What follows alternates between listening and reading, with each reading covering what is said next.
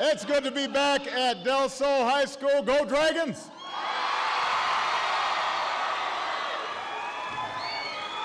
Let me just say that whenever I fly to Vegas on Air Force One, the plane's a little more crowded.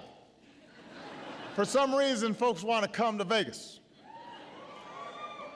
But today it was also crowded with a whole bunch of people who've been passionate about making sure America always remains a nation of immigrants, including your Senator, Harry Reid, the leader of the Democrats in the House of Representatives, Nancy Pelosi, some extraordinary members of Congress who've been leading on immigration reform. They are doing unbelievable work, and I want to just name a couple of them, and if I forget somebody, make sure I don't get into trouble. From left to right, we've got Javier Becerra, Ben Lujan, Luis Gutierrez, Dina Titus, Steve Horsford, and Bob Menendez. We've got the son-in-law of Cesar Chavez and a hero to farm workers in his own right, Arturo Rodriguez.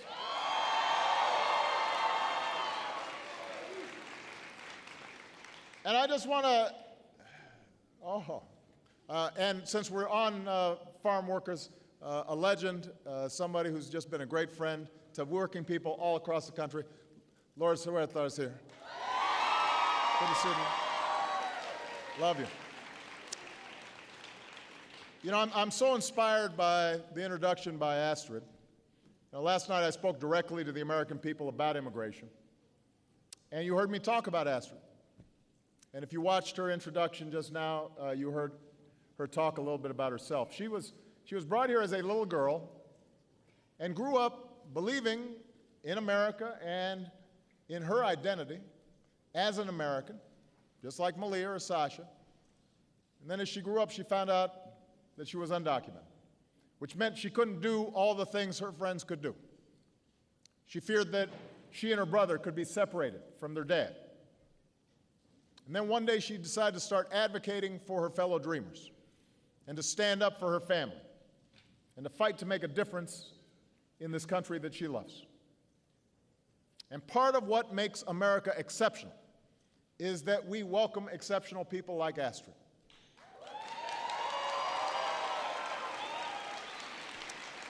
It makes us stronger. It makes us vibrant and dynamic. It makes us hopeful. We are a nation of immigrants, and that means that we're constantly being replenished with strivers who believe in the American dream, and it gives us a tremendous advantage over other nations. It makes us entrepreneurial. It continues the promise that here in America, you can make it if you try. Regardless of where you come from, regardless of the circumstances of your birth. Now, our immigration system has been broken for a very long time, and everybody knows it. As Americans, we believe in fairness, the idea that if we work hard and play by the rules, we can get ahead. But too often, the immigration system feels fundamentally unfair. You've got families who try to come here the right way, but sometimes get separated or stuck in line for years. You've got business owners who are doing the right thing by their workers, offering good wages and benefits, and then you've got companies that are ignoring minimum wage laws or overtime laws, taking advantage of undocumented immigrants, and as a consequence, undercutting the employers who are doing the right thing.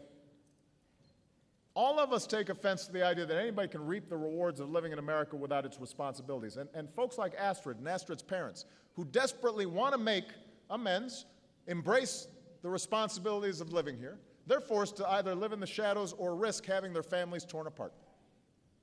We've known about this for years, and we've known we can do better. And for years, we haven't done much about it. Well, today we're doing something about it.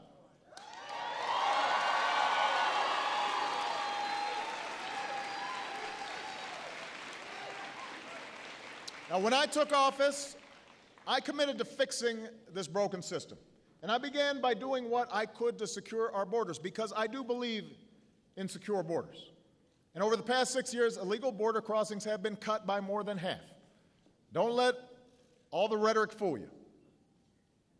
There was a brief spike this summer in unaccompanied children being apprehended at the border, but it was temporary, and the number of such children is now actually lower than it's been in nearly 2 years. Overall, the number of people trying to cross our border illegally is at its lowest level since the 1970s, when I was in high school. And I've got gray hair now. So it's been a long time. And nearly 2 years ago, I came here, Del Sol High School, right in this gymnasium.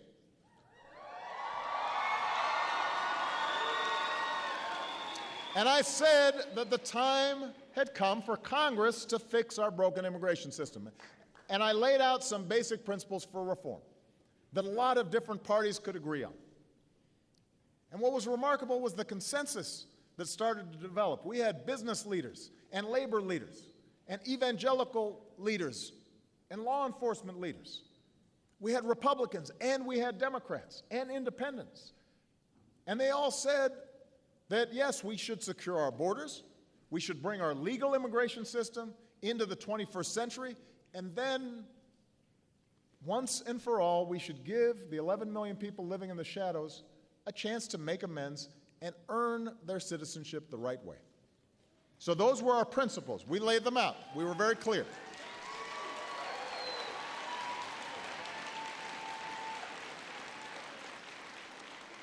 And after I laid out those principles, we then went to work with Congress.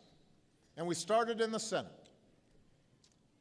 And you ended up with a big majority of Democrats and Republicans and independents all coming together in the Senate to pass a bipartisan bill based on these principles. The Senate bill wasn't perfect. It was a compromise. That's how things work in Congress. That's how things work in a democracy. Not everybody was satisfied with every provision, but it was a good, solid, common-sense bill that would have made our immigration system a lot better. Would have doubled the number of Border Patrol agents. So for those who wanted more border security, that was in the bill. It would have made the legal immigration system smarter and fairer. It would have given the opportunity for young people who are talented and who have gotten a degree, maybe in computer science or some technical field, to stay here and work and contribute and create a business and create more jobs. You're welcome. It would have given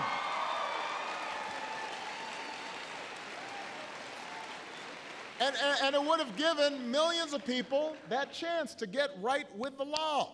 But it wasn't just a gift. They would have had to pay a fine. They would have had to learn English. They would have had to get to the back of the line. They would have had to pay back taxes. It was a sensible bill. And all these members of Congress, they worked on it and were supportive of it. And independent experts, not me, people who analyze the economy for a living, they said that over 2 decades, the new law would grow our economy, shrink our deficits. In other words, it would help to solve some big problems in a bipartisan way. And nobody was happier than me. And when it passed the Senate, we said, all right, let's send it over to the House. We've got the votes in the House. We've got Democrats and Republicans who were prepared to vote for it in the House.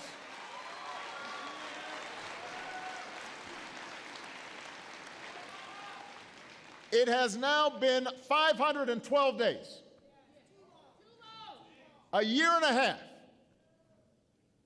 in which the only thing standing in the way of that bipartisan bill and my desk so that I can sign that bill, the only thing that's been standing in the way is a simple yes or no vote in the House of Representatives. Just a yes or no vote. If they had allowed a vote on that kind of bill, it would have passed. I would have signed it. It would be the law right now. These leaders right here tried to make it happen. Nancy Pelosi kept on saying to John Boehner, let's just call the bill. See where it goes. There are Republicans who worked hard on this bill too, and they deserve credit. Because even though it wasn't necessarily popular in their party, they knew it was the right thing to do. But despite that, the party leadership in the House of Representatives would not let it come forward. And I cajoled, and I called, and I met. I told John Boehner, I'll wash your car, I'll walk your dog, whatever you need to do. Just call the bill. That's how democracy is supposed to work. And if the votes hadn't been there, then we would have had to start over. But at least give it a shot. And he didn't do it. And the fact that a year and a half has gone by means that time has been wasted. And during that time, families have been separated. And during that time, businesses have been harmed. And we can't afford it anymore. So Las Vegas, I've come back to Del Sol to tell you, I'm not giving up. I will never give up. I will never give up. I will not give up.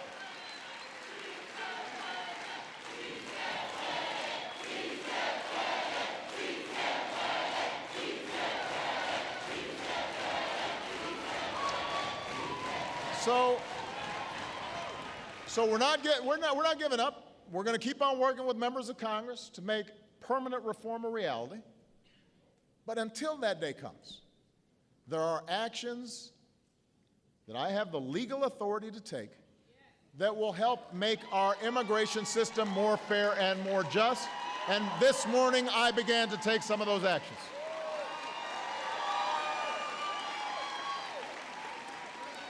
So I talked about what I could do based on talking to all the legal experts, talking to the Office of Legal Counsel. And not everything that we want to do, we can do. But they told me what we could do. And I wasn't going to sit idly by and not do at least what I was authorized to do.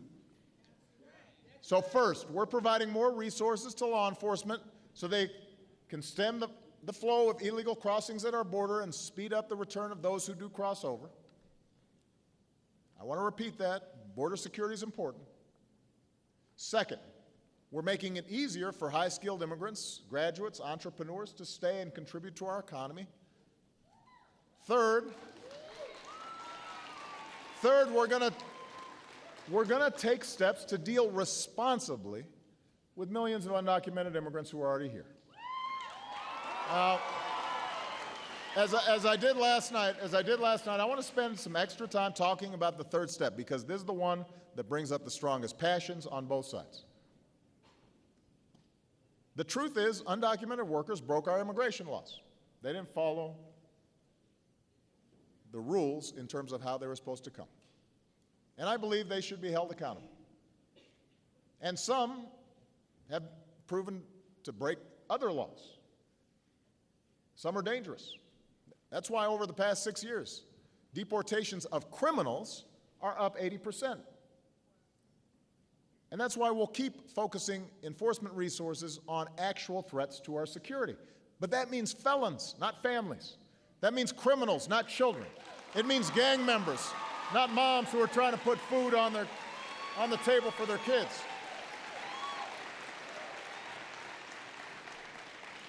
So essentially what we're doing is what law enforcement does every day.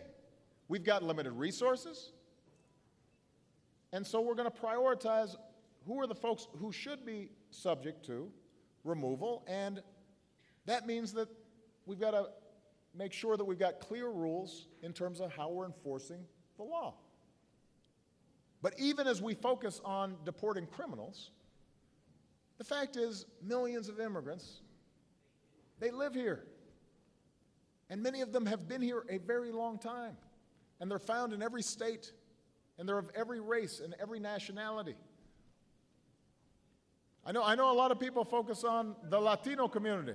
But the truth is that the truth is that they're not just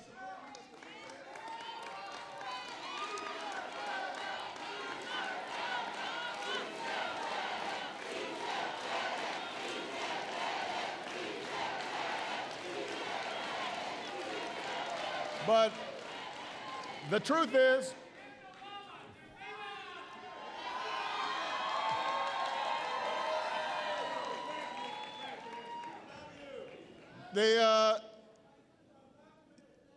that's right. Not everybody will qualify under this provision. That's the truth. That's the truth. That's why we're still going to have to pass a bill. That's why we're still going to have to pass a bill. So, listen, I heard you, and what I'm saying is, we're still going to have to pass a bill. This is a first step. It's not the only step. We're still going to have to do more work. So I've heard you. I've heard you, young man. I've heard you. And I understand. I've heard you.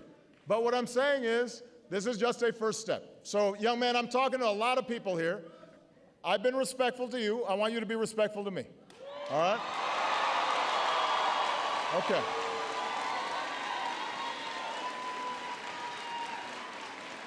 Now, understand that not everybody who comes here is Latino. Sometimes that's the face of immigration. Let me tell you, I'm from Chicago. And we've got some Irish immigrants whose papers aren't in order. We've got some Polish immigrants whose papers are not in order. You know, we got some Ukrainian folks. Down in Florida, we got some Haitian folks. This is not just a Latino issue. This is an American issue. This is an American issue.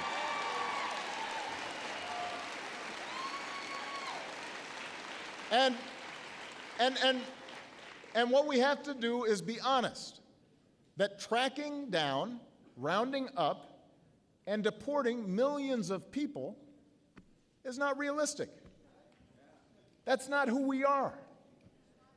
Most undocumented immigrants are good, decent people. They have been here for a long time.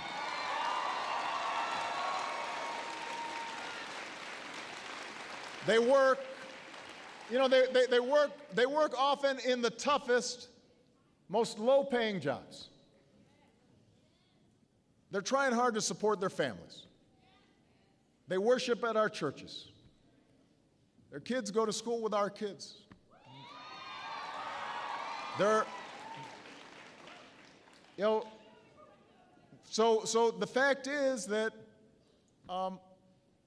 even Republicans who say that they don't want to pass this bill that was passed by these legislators, they're not serious about trying to deport 10, 11 million people. That's all rhetoric.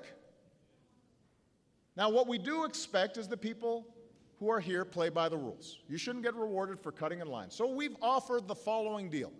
If you've been in America for more than 5 years, if you have children who are American citizens or legal residents, if you register, you pass a background check, you are willing to pay your fair share of taxes, then you're going to be able to apply to stay in this country temporarily without fear of deportation.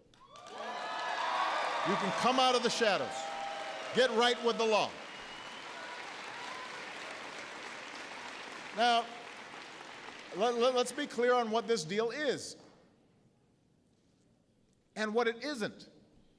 This action doesn't apply to anybody who's come to this country recently. You can't show up for a week and then suddenly apply. You can't, because borders mean something. It doesn't apply to anybody who might come illegally in the future. While I support a path to citizenship, and so do all these legislators here, this action doesn't grant citizenship or the right to stay permanently or receive the same benefits that citizens receive. Only Congress can do that. All we're saying is we're not going to deport you and separate you from your kids. Now, if you've taken responsibility, you've registered, undergone a background check, you're paying taxes, you've been here for 5 years, you've got roots in the community, you're not going to be deported. Now, I know some critics call this action amnesty. It's not amnesty. Amnesty really is the system we've got today. You've got millions of people who are living here but they're not obliged to pay their taxes or play by the rules. And then politicians just use the issue to scare people and whip up votes at election time. So they want to keep the system as is. People living in the shadows, maybe providing cheap labor, not subject to any worker protections. And then you pretend like you're being tough on immigration. That's not the right way to do it. That's the real amnesty, just talking, leaving this broken system the way it is. The bottom line is mass amnesty would be unfair, but mass deportation would be both impossible and contrary to our country's character. That's not who we are. That's not who we are. So what we are offering is accountability. It is accountability. It's a common sense middle ground approach. If you meet the criteria, you can come out of the shadows, you can get right with the law. If you are a criminal, you're going to be deported. If you plan to enter the United States illegally, your chances of getting caught and sent back are going up. And for those who don't qualify under this rule, we're still going to need legislation. But the actions I've taken are not only lawful, they are the kinds of actions taken by every Republican president and every Democratic president for the past half century.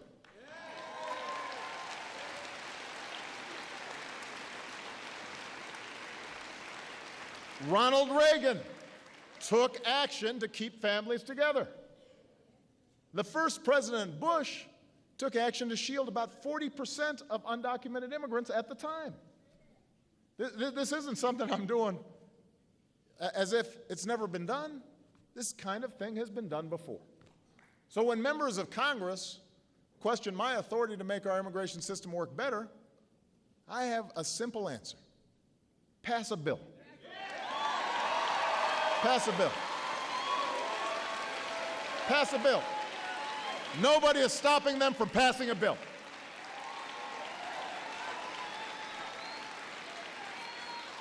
You know, pass a bill.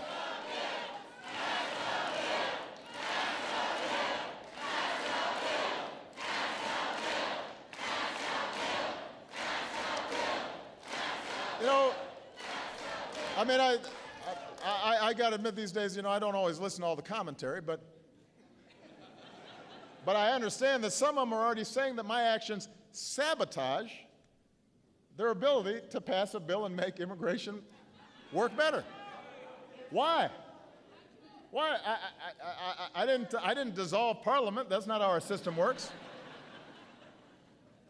I didn't steal away the various clerks in the Senate and the House who manage bills. They can still pass a bill.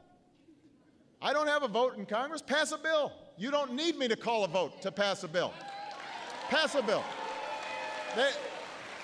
Because the actions I've taken are only a temporary first step. I don't have the authority to do some really important reforms. We should be creating new programs for farm workers. We should be adding visas for the high-tech sector. We should be creating a pathway to citizenship. But only Congress can do that. The House could still pass the bipartisan Senate bill before the end of the year. They still have time. They still got, what do you got scheduled to be in for another 4 weeks? Right after Thanksgiving, call the bill. It's been sitting there. And if they don't want to pass that bill, then I pledge to work with Republicans and Democrats next year to pass a more permanent legislative solution. And the day I sign that bill into law, then the actions that I've taken will no longer be necessary. And I'll give everybody credit. I'll be happy to have John Boehner and Mitch McConnell alongside Harry Reid and Nancy Pelosi and Luis Gutierrez and Bob Menendez and all these folks. We'll all have a nice signing ceremony. So I just want to emphasize this issue, because I hear some people say, well, we're in favor of immigration reform, but we don't think that it should be done without Congress. Well, Congress, go ahead and do it. And meanwhile, Washington should not let disagreements over one issue be a deal breaker on every issue. That's not how our democracy works. Congress certainly should not shut down the government again over this, because Americans are tired of gridlock. We are ready to move forward. And we don't want to, and we just want sensible, common sense approaches to problems. Now, this debate deserves more than the usual politics. Because for all the back and forth in Washington, as I said last night, this is about something bigger. This is about who we are. Who do we want to be? America is not a nation that accepts the hypocrisy of workers who mow our lawns, make our beds, clean out bedpans, with no chance ever to get right with the law. We're a nation that gives people a chance to take responsibility and make amends and then create a better future for their kids. America's not a nation that should be tolerating the cruelty of ripping children from their parents' arms. We're a nation that values families, and we should work together to keep them together.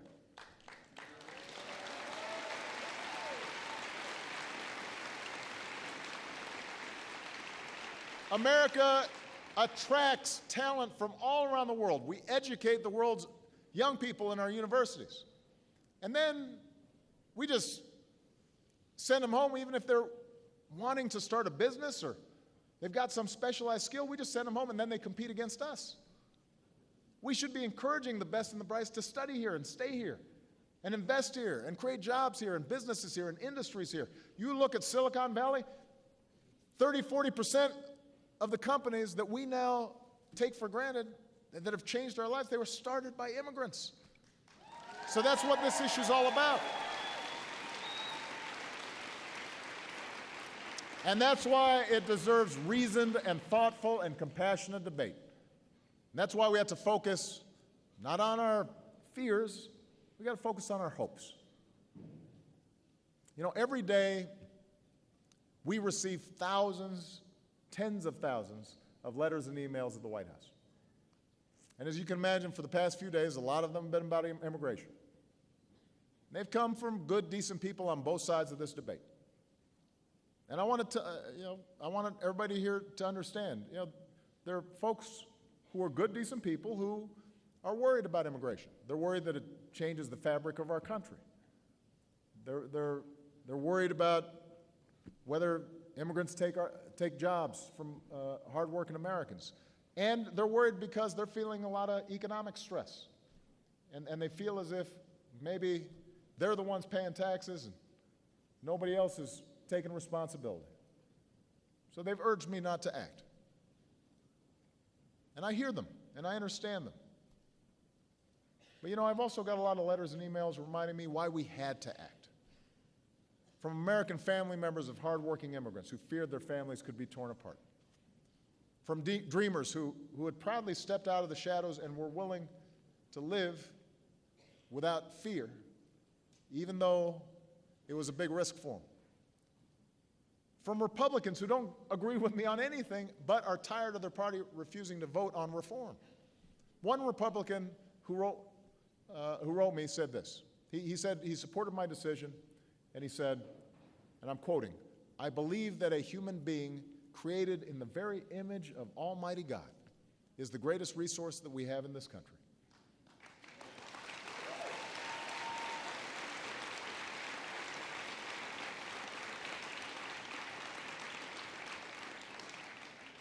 We're not a nation that kicks out strivers and dreamers who want to earn their piece of the American dream.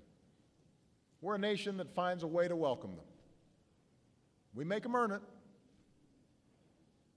but we welcome them in as fellow human beings, fellow children of God, and we harness their talents to make the future brighter for everybody.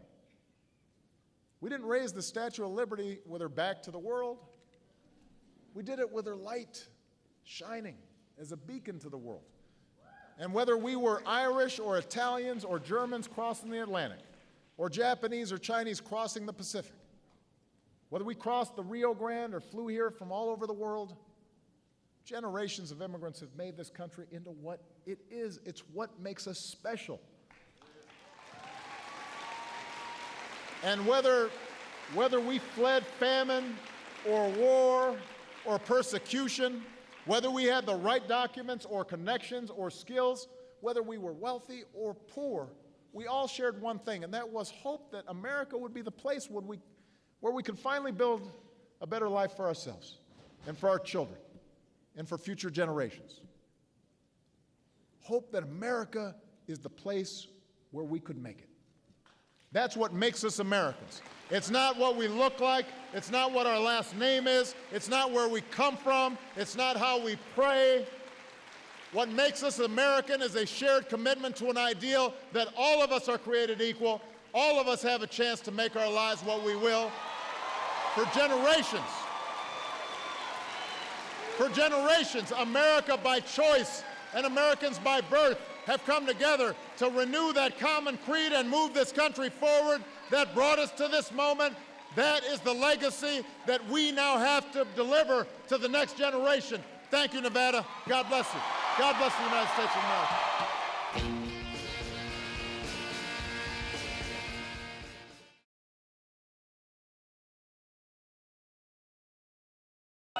It's good to be back at Del Sol High School. Go Dragons!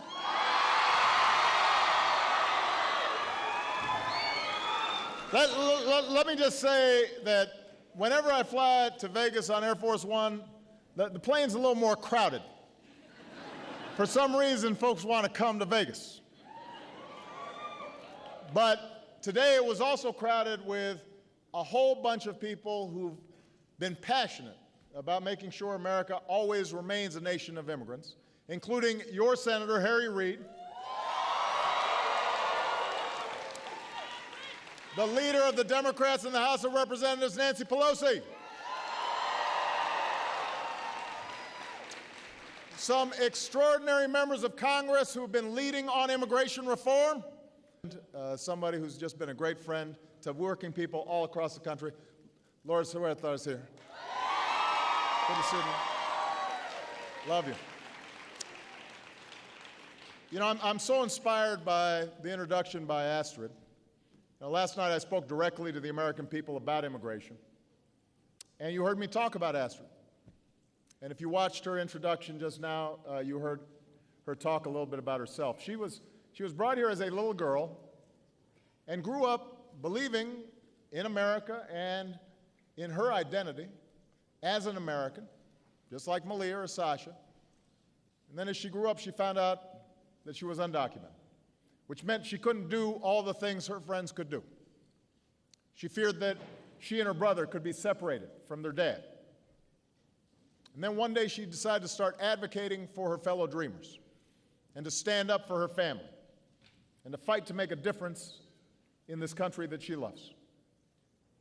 And part of what makes America exceptional is that we welcome exceptional people like Astrid.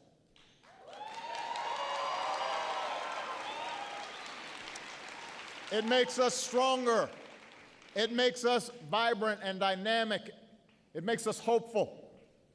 We are a nation of immigrants, and that means that we're constantly being replenished with strivers who believe in the American dream, and it gives us a tremendous advantage over other nations. It makes us entrepreneurial. It continues the promise that here in America, you can make it if you try, regardless of where you come from, regardless of the circumstances of your birth.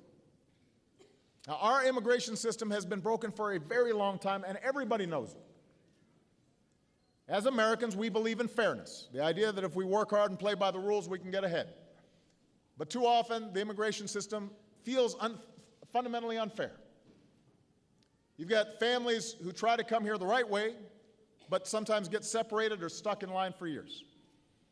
You've got business owners who are doing the right thing by their workers, offering good wages and benefits, and then you've got companies that are ignoring minimum wage laws or overtime laws, taking advantage of undocumented immigrants, and as a consequence, undercutting the employers who are doing the right thing.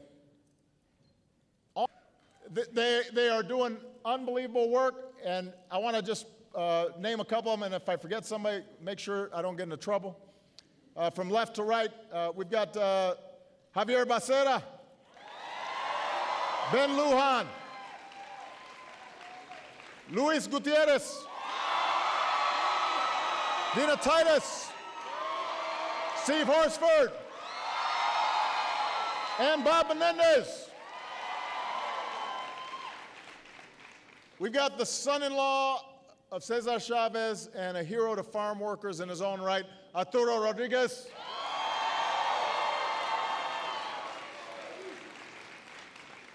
And I just want to, and since we're on farm workers, a legend.